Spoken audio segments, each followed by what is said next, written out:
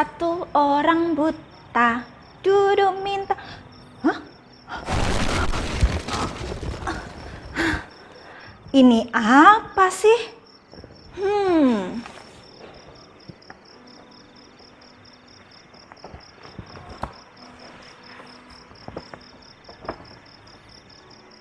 Yesus menyembuhkan orang buta. Yesus menyembuhkan orang lumpuh. Yesus membangkitkan pemuda di Nain. Itu kan mukjizat-mukjizat Yesus. Hari ini kita akan belajar tentang materi mukjizat-mukjizat Yesus.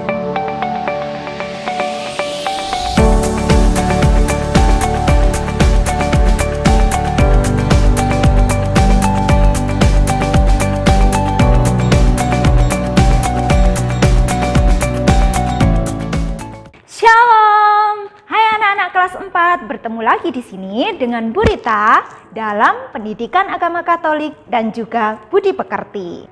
Bagaimana kabar anak-anak hebat hari ini? Ya, ada 3 emotikon yang bisa menggambarkan suasana hati kalian. Kira-kira kalian semua dalam suasana yang bagaimana ya? Ibu harap sih dalam suasana yang ini ya. Dalam keadaan yang luar biasa dan juga dalam keadaan yang sehat. Puji Tuhan. Simsalabim, abracadabra. Nah, jika kalian melihat penampilan Bu Rita ya yang seperti ini, mengingatkan kalian akan apa? Akan pesulap. Bu Rita akan melakukan sedikit pertunjukan ya. Bu Rita tidak membawa apa-apa, hanya membawa tongkat dan juga membawa topi. Jadi di sini lihat tangan Bu Rita kosong, ya. Kemudian ini tongkat juga kecil, tongkat yang kecil sekali. Dan kemudian topinya Bu Rita ini kosong. Kalian lihat kosong ya, kosong, tidak ada apa-apa. Nih, oke. Dan mari kita ucapkan Sim, salabim, abra, kadabra. Lagi ya, lebih keras lagi. Sim, salabim, abrakadabra. Oke, kita lihat apa yang Bu Rita temukan. 1, 2. Iya, bunga untuk kalian semuanya. Jadi Bu Rita menemukan bunga. Gimana sulapnya Bu Rita? Berhasil ya? Bu Rita pakai kembali ya.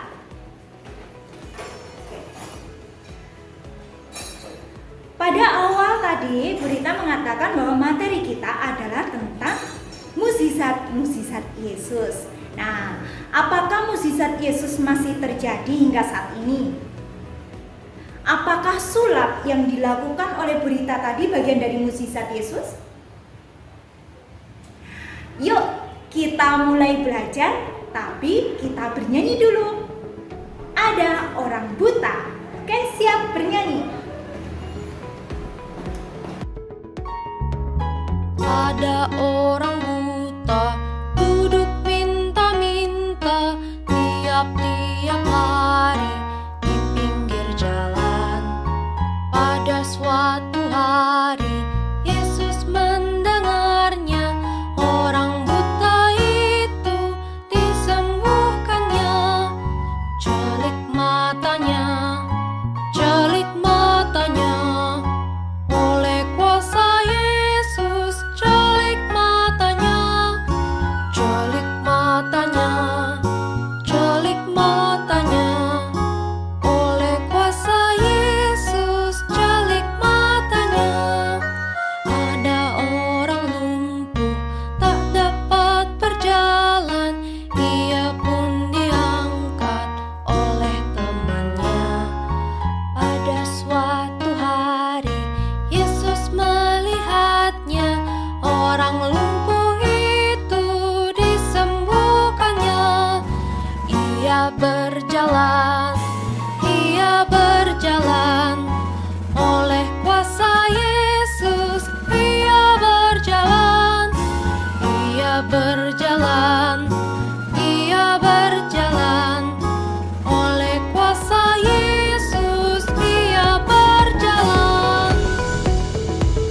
Jika berbicara mengenai mukjizat, kita bisa bersumber dari Alkitab. Coba anak-anak silahkan buka kitab sucinya dan temukan 5 mukjizat dalam Injil Matius, Markus, Lukas, atau Yohanes. Bisa ya? Hebat!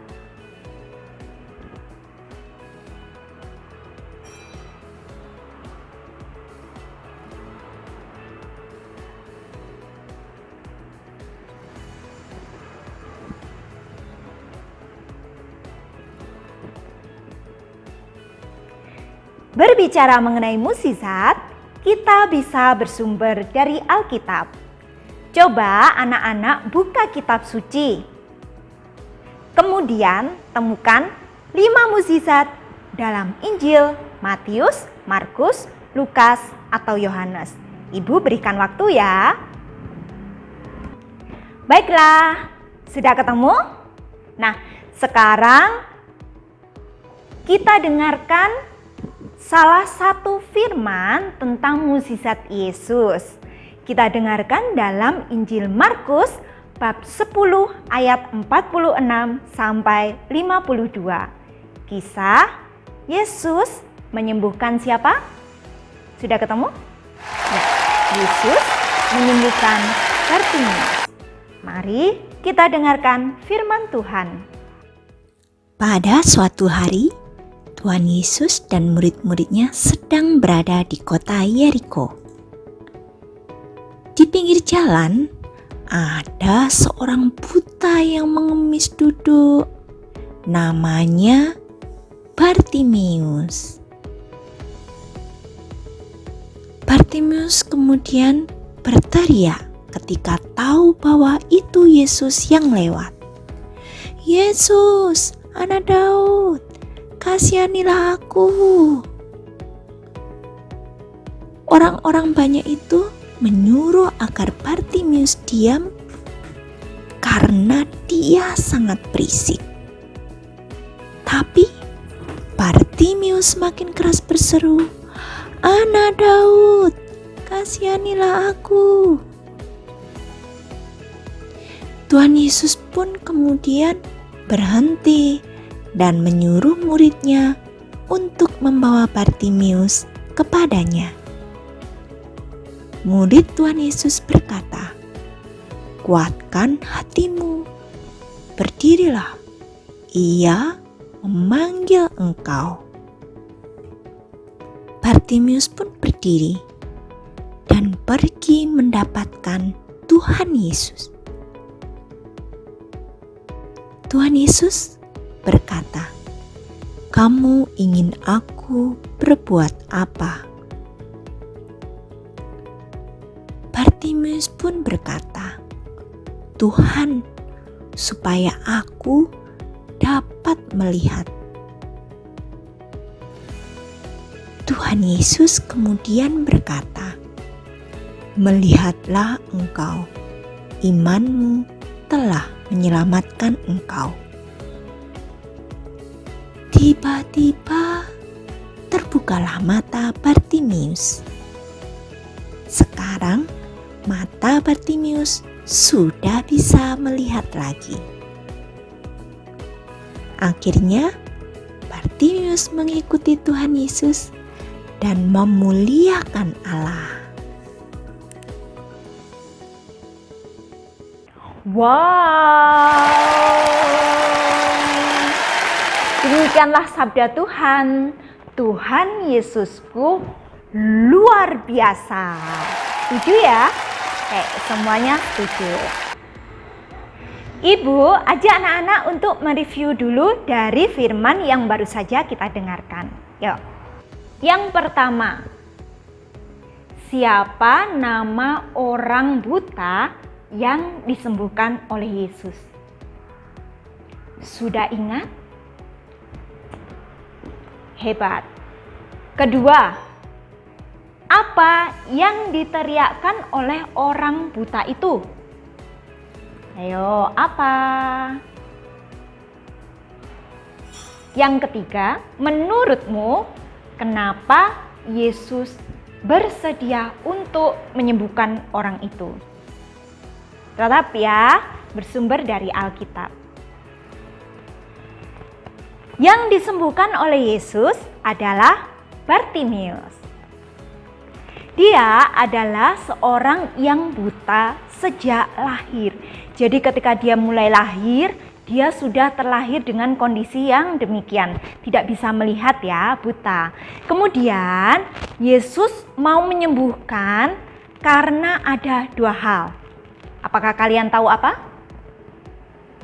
Satu, karena Tuhan Yesus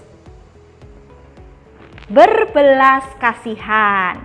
Yang kedua, karena iman dari Bartimius. Bagus. Jadi dua hal ini juga menjadi syarat utama mengapa mukjizat bisa terjadi. Yaitu karena dari Tuhan Yesus, dari Tuhan kita sendiri berbelas kasihan, dan karena iman yang dimiliki oleh seseorang itu, yaitu kepercayaan yang sungguh-sungguh kepada Tuhan, pasrahan diri. Apa sih yang menunjukkan iman Bartimius? Yang menunjukkan iman dari Bartimius adalah teriakannya. Coba kita teriakan bersama-sama ya. Kita ulangi bagian bagaimana ketika Bartimius memanggil Tuhan Yesus dengan penuh iman. Bersama-sama ya. Yesus, Anak Daud, kasihanilah aku. Apa anak-anak? Iya, Yesus, Anak Daud, kasihanilah aku. Bagus. Apa itu sulap? Burita tunjukkan kembali apa yang Burita lakukan pada awal pembelajaran tadi.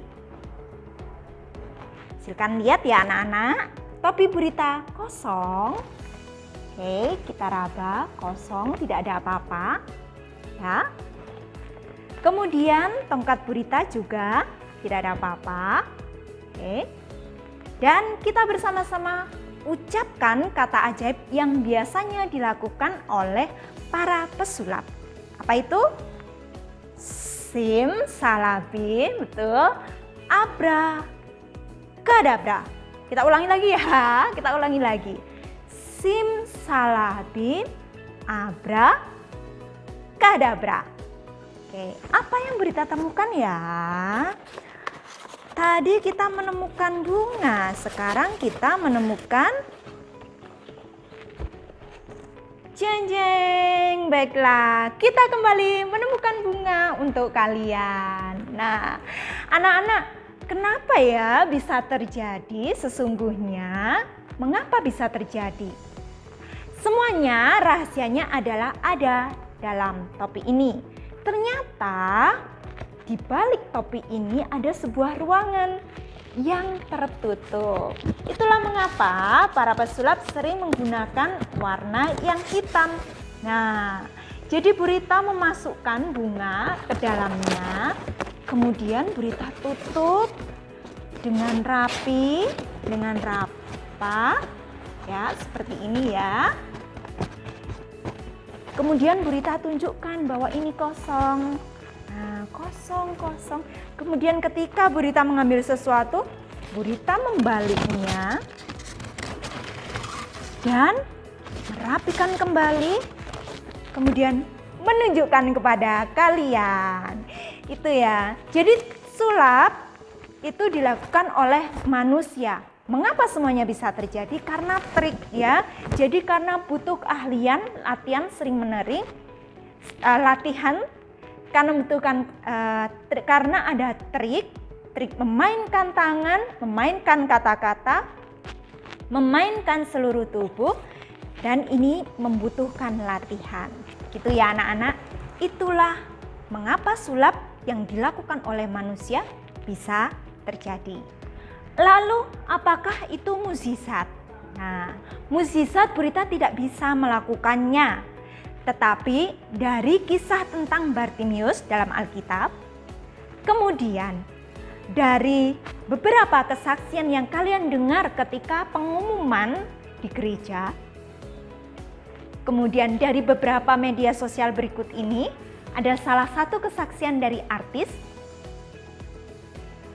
Itu berarti siapa yang melakukan mukjizat, anak-anak?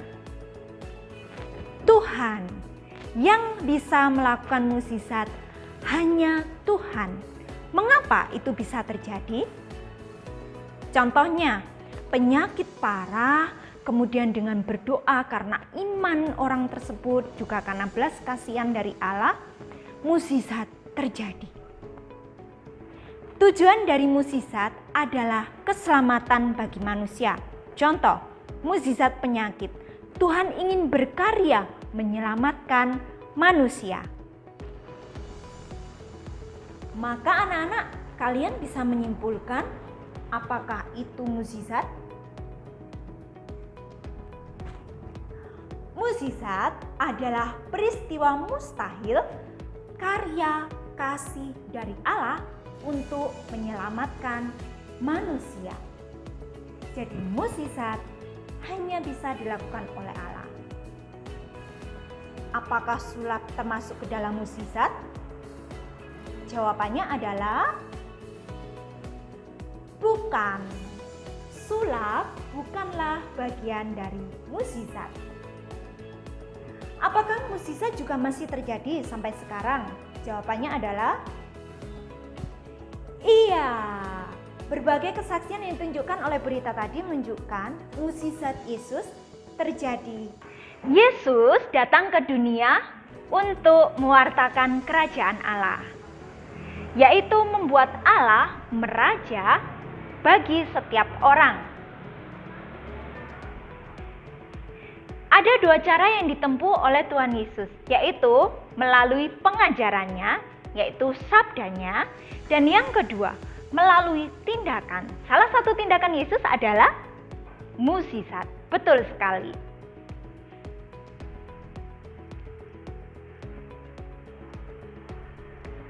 Bartimeus adalah seorang pengemis, namun menjadi sarana bagi Allah. Ini menunjukkan bahwa Tuhan Yesus memberikan perhatian khusus kepada mereka yang tersingkir, menderita, dan juga miskin. Ini adalah teladan Yesus bagi kita semua. Maka Yesus mengajak kita untuk Yesus mengajak kita untuk membantu, peduli kepada mereka yang miskin, menderita, dan juga tersingkir. Penyakit yang zaman dahulu dipandang sebagai sebuah hukuman dari Allah dirubah oleh Yesus. Penyakit adalah menjadi sarana bagi manusia untuk dapat memuliakan Allah, karena di sanalah Allah menyelamatkan manusia. Anak-anak, silakan untuk duduk dengan tenang, mengambil posisi yang nyaman, kita merefleksikan pembelajaran hari ini. Boleh tutup mata? Tentu saja boleh. Mari kita merefleksikan, apakah mukjizat Yesus juga terjadi dalam hidupku? Apakah aku mau seperti Tuhan Yesus yang peduli kepada mereka yang miskin, menderita, dan juga tersingkir? Baiklah, anak-anak boleh buka mata. Berdasarkan refleksi tadi, maka mari kita membuat aksi nyata, sebuah kegiatan di mana kita bisa meneladan tindakan dan juga sikap Yesus yang peduli kepada mereka yang miskin, menderita, dan juga tersingkir. Salah satu aksi nyata yang bisa kalian lakukan adalah boleh mengunjungi orang yang sakit, mendoakannya, kemudian membawakan sesuatu, boleh. Tetapi ingat, dengan memperhatikan protokol kesehatan. Baik. Jangan lupa mainkan game petualangan Ari dan temukan cara belajar yang asik di dalamnya. Tiada yang mustahil bagi Tuhan. Mukjizatnya nyata bagi kita semua. Terima kasih anak-anak yang sudah belajar bersama dengan Bu Rita hari ini dalam materi mukjizat-mukjizat Yesus. Sampai bertemu kembali dalam pembelajaran yang selanjutnya. Tuhan Yesus memberkati. Dadah!